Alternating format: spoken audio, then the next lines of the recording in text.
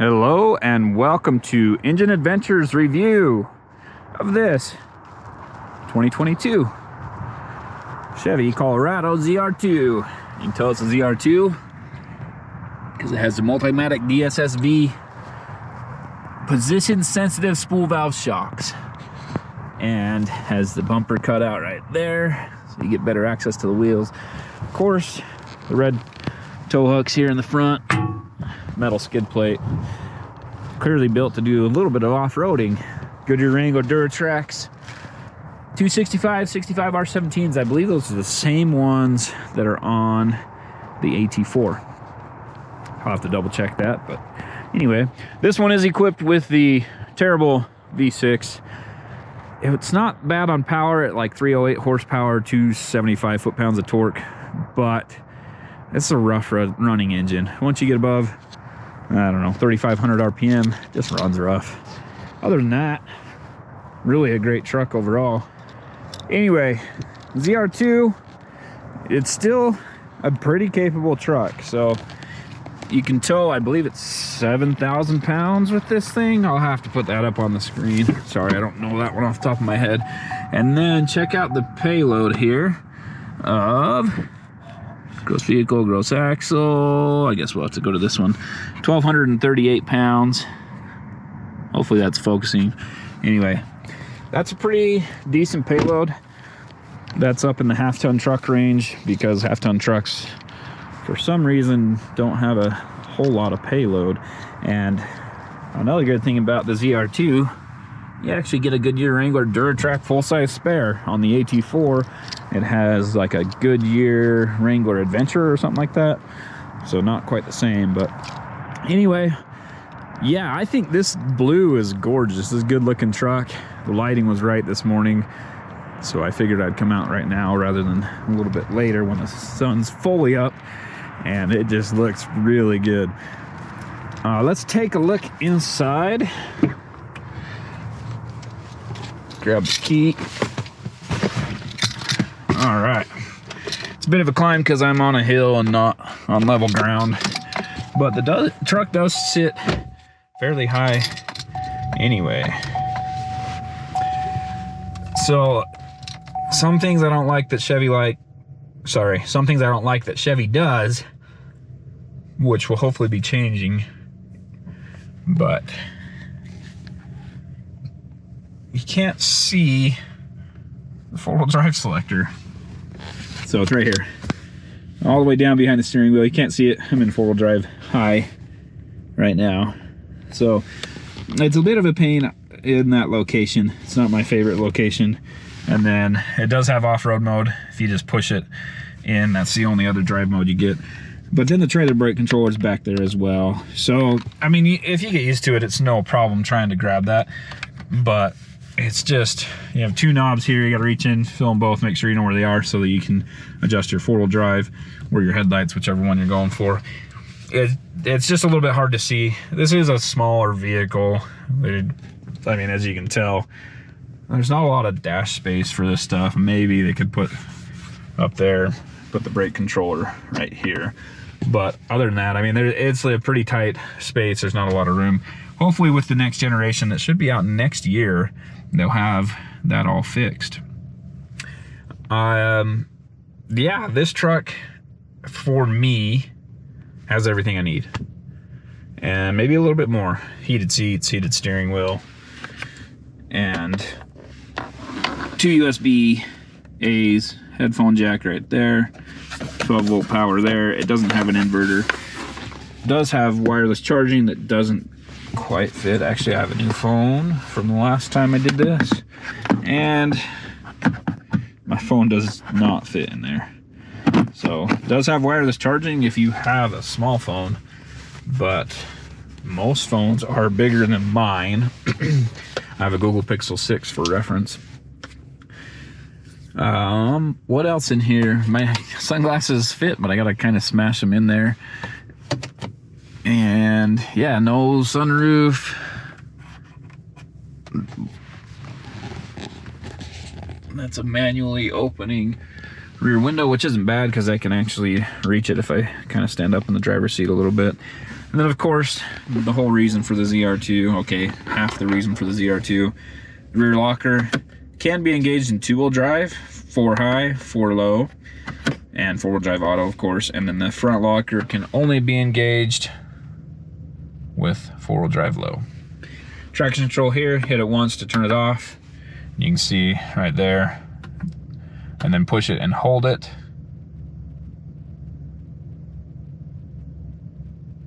And stability control's off. So it does work. I don't know if that stays off or not. I'll be sure to get that in the driving, probably the off-road portion. Trailer tow mode. So I guess there are 3 drive modes: normal, the off-road, and the trailer tow mode, which or tow haul mode. Puts up the little light there. One other thing that I do struggle with Chevys, a lot of them, are the indication up here and here. Sometimes you just can't see it. So I'm in 4-wheel drive auto, and of course it shows that 4-wheel drive shift in progress, but it doesn't like tell you what you're in. So if I go back to 2-wheel drive, I believe that one will go away. There you go. So in 2-wheel drive, you don't have the light. When you're in 4-wheel drive, it lets you know.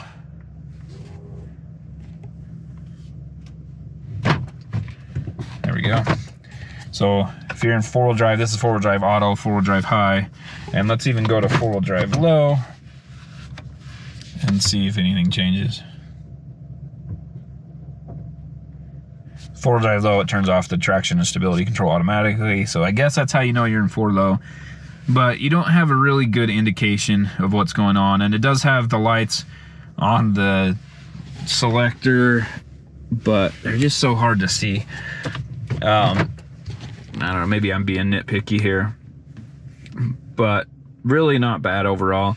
Single zone climate control, doesn't matter. I don't know that dual zone works as well as you want it to anyway. Just a standard rear view mirror. It does have, of course, the backup camera. It doesn't have surround view cameras, just a regular backup camera. And then you can do this if you're trying to line up with your trailer ball, puts that line on there, which is good if you're going straight. When you're trying to turn and it may or may not line up just right, but either way, you've got the camera, which makes the biggest difference there. And go to the home screen. It does have Apple CarPlay, Android Auto, and you can pull up the camera here. I wish, well, on this one it's not as big of a deal. With surround view cameras, it's nice just to have a camera button somewhere on the dash. You just hit it to bring it up and you can see how close you are to the curb or whatever.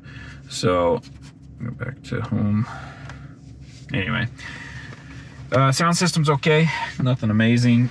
And let's I guess let's take a look in the back seat real quick. And I didn't look under the hood, so let's shut it off, take a look under the hood. This one is a key, so it's not keyless entry. You got to pull it out. I don't know if that's keyless or not, but anyway, you got to hit the button to open it. You can't just walk up to it, and you also have to put the key in right there. And I'm sure that'll be changing for the next generation, which I'm really looking forward to. Not that I'm a big mid-sized truck fan. There's that V6, the 3.6 liter. Despite the engine cover, there is a decent amount of space in there, so you pull that off and you can kind of see down inside around it. There's a decent amount of room around that engine. Yeah, if you need to work on it, whatever, it's not too bad. And if you're adding accessories, there are a few little spots in here that you can add stuff, air compressor, or maybe fit a second battery in if you rearrange some things. All right, rear seat. Well, since we're out here, nothing's fancy about the bed. No LED lights. I mean, it has the cargo lights from up there, but nothing inside the bed. The bed walls are not pushed out like they are on the half tons. Waiting for the redesign on this to fix all that stuff up. No corner steps because better departure angle. They take that out. You can, I believe there's a way to take this portion off and put the step back in if you want it, but they have that so you have a better departure angle with less likely chances of damaging it. Rear seat cup holders. This folds forward to attach your anchors for your car seat. Well, that one's the anchor. Don't do that one. That's where the seat X anchor here and here. Tiny bit of storage down there. That's not really what that's for. And then this one is another one that bothers me. It's a two-handed affair. I'll try it one-handed. If you use your arm, you can get it. I do like that it locks in place, holds it up for you, but it does take two hands. And I'm not sure if I like this or not. It takes up a lot of space. Maybe if it had a fold-up one. I don't know. The way it is now, it's not my favorite, but it looks like the seat does need something to rest on to support it. So maybe Chevy could do something to redesign that for the next model year.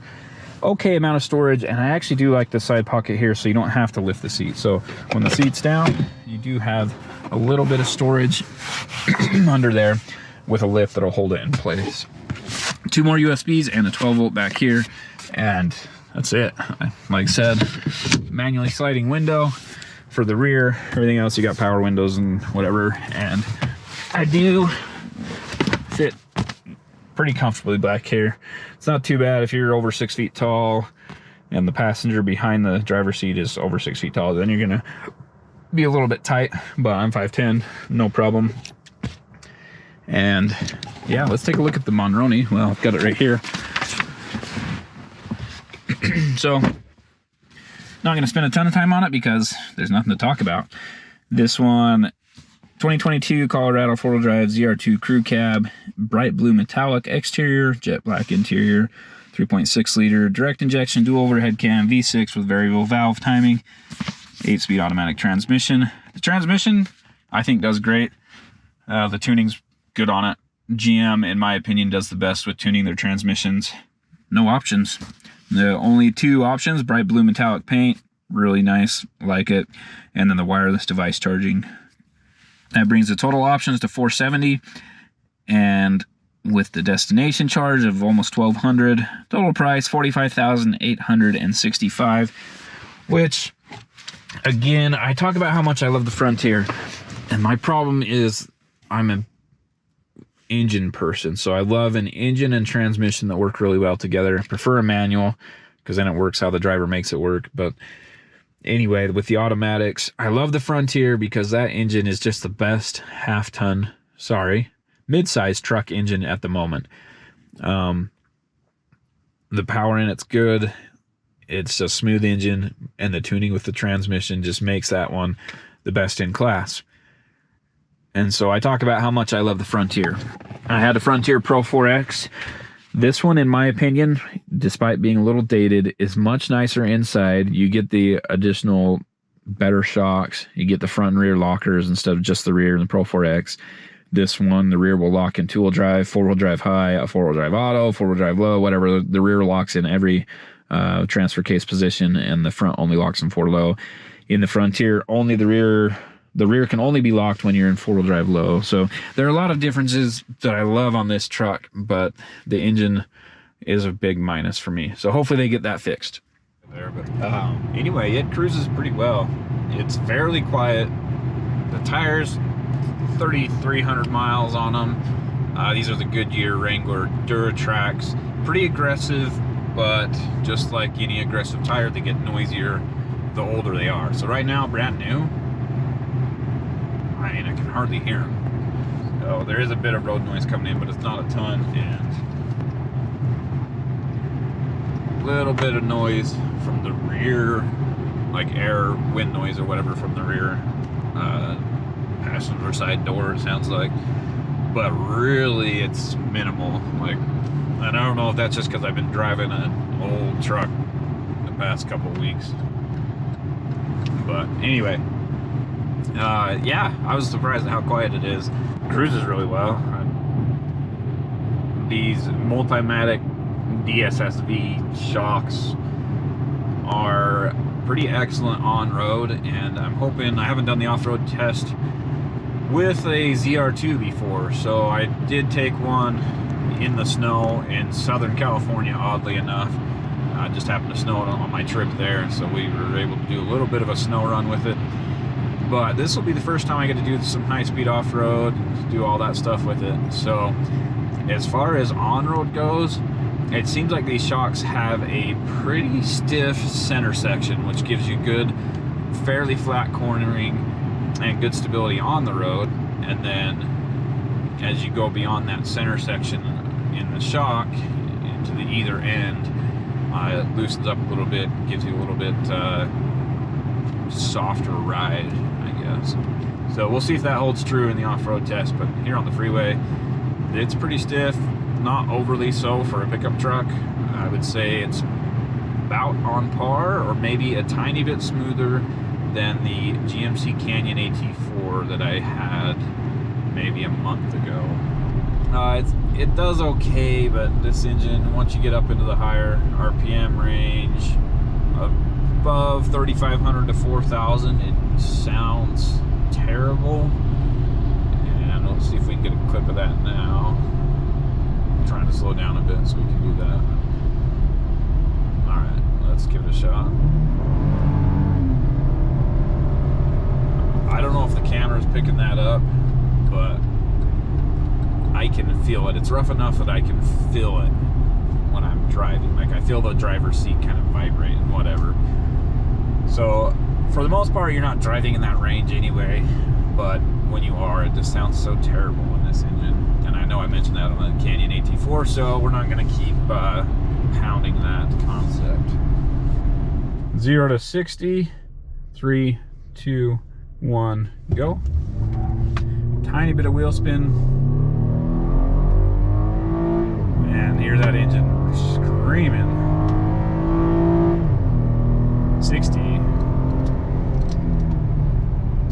I didn't realize the red line that high. We're 6,500 RPM almost.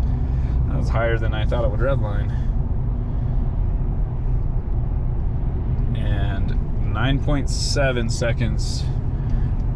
That was a little bit uphill, 4,700 feet. We're gonna go and do another one of those runs on flat ground and see how it does. Okay, we're in two-wheel drive. Let me reset the 0 to 60 timer.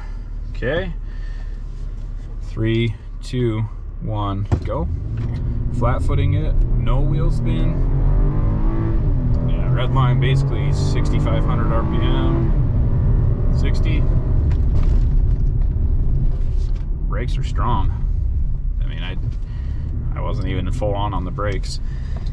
And 7.94. Don't know if that's showing up, but we'll put the screenshot up on the screen. That's not too bad. 7.94. We're at 4,550 elevation, maybe 4,500 around there, and naturally aspirated V6 engine. You're going to lose quite a bit of power at this elevation versus sea level, so I would say that's not too bad. All right, S curves. So hopefully my stuff doesn't go flying.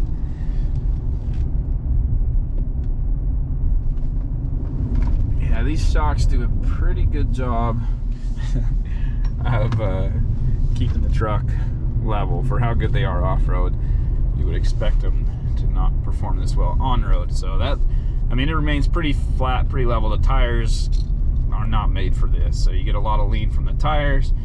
You get a little bit of slippage from the tires as you get close to the limit. But yeah, I don't know, it handles better than you would expect for something this off-road capable. Thank you for watching Engine Adventures review of this 2022 Chevy Colorado ZR2 with the bright blue paint. It's a really good looking truck in my opinion. Good to drive on the road, good to drive off the road. Be sure to check out the off-road video if you liked what you saw. Hit the subscribe button, ring the bell so you get notifications, and give me a thumbs up. Thank you for watching. Have a great day.